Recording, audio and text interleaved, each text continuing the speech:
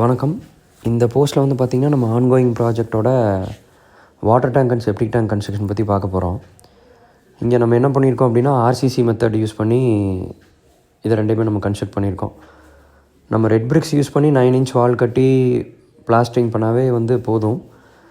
இங்கே பார்த்திங்கன்னா இந்த சைட் வந்து ஒரு கார்ப்பரேஷன் லிமிட்டுக்குள்ளே இருக்குது. இங்கே இந்த அண்டர் கிரவுண்ட் ட்ரைனேஜ் ஒர்க்லாம் வந்து ப்ராக்ரஸில் இருக்குது. சில இடத்துலலாம் வந்து பார்த்திங்கன்னா கார்ப்பரேஷன் வந்து தோண்டும்போது கீழே வந்து பாறையெல்லாம் வந்துருச்சு அப்படின்னா அவங்க வந்து வெடியெல்லாம் வச்சு நிறைய எக்ஸ்ப்ளோசிவ்ஸ்லாம் யூஸ் பண்ணி கொஞ்சம் டிக் பண்ணுறாங்க. அந்த மாதிரி பண்ணும்போது பார்த்திங்கன்னா நிறையா வீட்டில் இந்த தொட்டியெல்லாம் வந்து பார்த்திங்கன்னா கிராக் வந்து வாட்டர் வந்து நிறையா லீக்கேஜ் ஆகி தொட்டி வந்து பார்த்திங்கன்னா கிட்டத்தட்ட வேஸ்ட்டாகவே போயிடுது. கஸ்டமர் வந்து கொஞ்சம் அந்த மாதிரி ரிலேபிளாக வேணும்னு கேட்டங்காட்டி நம்ம வந்து நாளைக்கு அந்த மாதிரி ஏதாச்சும் இஷ்யூலாம் வந்து டேமேஜ் ஆகக்கூடாதுன்னு சொன்னங்காட்டி நம்ம இந்த மெத்தட் யூஸ் பண்ணி பண்ணியிருக்கோம்.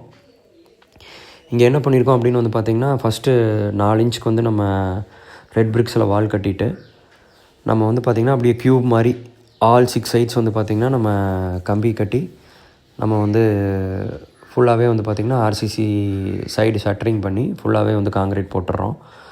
கீழேருந்து பார்த்திங்கன்னா 4 சைடு வால்ஸு பாட்டமு டாப்பு எல்லாமே வந்து உங்களுக்கு நம்ம ஷட்டரிங் பண்ணி இப்போ நார்மலாக நம்ம வந்து ரெட் பிரிக்ஸ் யூஸ் பண்ணி பண்ணுற தொட்டி வந்து ஒரு 10 to 15 டேஸ் ஆகுதுன்னா இது வந்து 1 month டைம் ஆகும்.